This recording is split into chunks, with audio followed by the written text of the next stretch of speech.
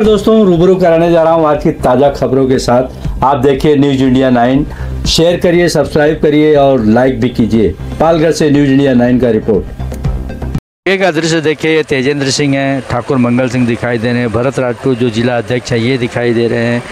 यहाँ पर हेमंत सावरा जी, नंद कुमार पाटिल जी दिखाई दे रहे हैं। बहुत सारी महिलाएँ हैं जो भूमि पूजन के समय पर वहाँ पर आई थीं। और ये देखिए युवा नेता लोग खड़े हैं, युवा कार्यकर्ता भी हैं।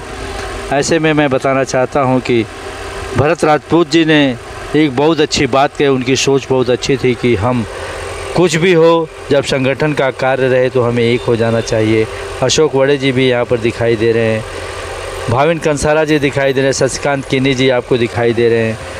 और मैं ये बताना चाहता हूं कि इस कार्यक्रम में बहुत सारे गणमान्य व्यक्ति लोग आए थे जिनका नाम मुझे मालूम नहीं है, लेकिन आप फ़ोटो में और वीडियो में देख सकते हैं कि अरुण माने जी अपने दोस्तों के साथ किस तरह से खड़े हैं। इस वीडियो के आगे आप देखिएगा कि किस तरह से भरत राजपूत जी ने लोगों के उत्साह को बढ़ाने के लिए किस तरह से भाषण दिया। आगे का वीडियो आप खुद देखें। आणि हे विनंती काय करतो माहिती आहे का, आपल्याला राज करायचं असेल जिल्ह्यावर तर आपल्यामध्ये एकी पाहिजे। येणारा काल 1 वर्षाच्या आतमध्येच सर्व निवडणूक आहेत आणि आपण जिल्हा परिषद मध्ये आपला अध्यक्ष बसवायचे असेल आणि हे पालघर मध्ये माझं स्वप्न आहे की पालघरच्या नगराध्यक्ष भारतीय जनता पार्टीचा बसला पाहिजे। आणि तुम्हाला हे जेव्हा मी जिल्हाध्यक्ष झालो तेव्हापासून बोलायचो तर 3 आमदार 1 खासदार आपलं व्हायला पाहिजे। तेव्हा लोक हसायचे माझ्यावर, कार्यकर्ता मनात ते काय आपण कसं आणणार। आज घडलं ना ते सर्व। आणि त्याच्या मागे मेन रवींद्र चव्हाण साहेब जे आपल्या मागे 100% उभे आहेत। आणि त्याच्या मागे आज तुम्ही विचार करा, हे मंचावर जेव्हा आम्ही बसलेलो खासदार आमदार तेव्हा आम्हाला पण एक फील व्हायचं का नाही आपला स्टेजचा एक ताकद दिसते आपल्याला। येणाऱ्या कालमध्ये जिल्ह्यामध्ये फक्त भारतीय जनता पार्टी दिसला पाहिजे असं प्रण करून आज जायचं इथून। कारण जिल्हा देश महाराष्ट्र 100% बीजेपीचा राहणार आहे। आपल्याला हे जिल्ह्यावर राज करायचं असेल तर कार्यकर्त्याची ताकद भरपूर आहे। तुम्हाला मी सांगतो, भांडण होतात असं थोडेफार सर्व घरात होतात, सर्व बाजूला होतात, पण जे पक्षावर प्रेम आहे ते मी बघितलं 1.5 वर्षामध्ये। आपसात किती पण वाद असेल पण प्रत्येक माणूस पक्षासाठी काम करतो, ही फार मोठी गोष्ट आहे।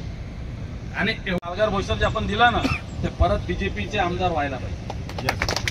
कारण ते 2 निवडून पण दिले तर उमेदवार पण आपणही पाठवलं, पक्षानेच पाठवलं। जेव्हा नाव तेव्हा काढायचं तर एकदम 2 नावं यायचे, सावरा साहेब आणि वंदा साहेब। त्याच्यानंतर त्यांच्या पावलावर पाव ठेवून हरिचंद्र भोई साहेब तयार झाले, आज ते आमदार झाले। आज त्यांच्या मतदारसंघामध्ये त्यांचं भरपूर काम चालू आहे। आज 1 वर्ष होणार आहे। इथे जेवढे कार्यकर्ते आपले उभे आहेत, एक माणूस मला सांगावा की खासदारसाठी त्यांच्या वतीने मी जाहीर करतो, यानंतर आपल्या सगळ्यांसाठी अल्पहाराची व्यवस्था केली। कोणी अल्पहार काय करतो, आमदार काय करतो हे आपल्या कार्यकर्त्यांनी बघायला नाही पाहिजे। फक्त पक्षाचं काम व्हायला पाहिजे आणि त्यांच्या मागे आपण उभे राहिले तर ते ही क्वालिटी आहे आणि ते आपल्याला चांगले व्यक्ती भेटतात। हरिचंद्र भोई साहेबला 3-4 महिने झाले, आली का तक्रार कोणाची?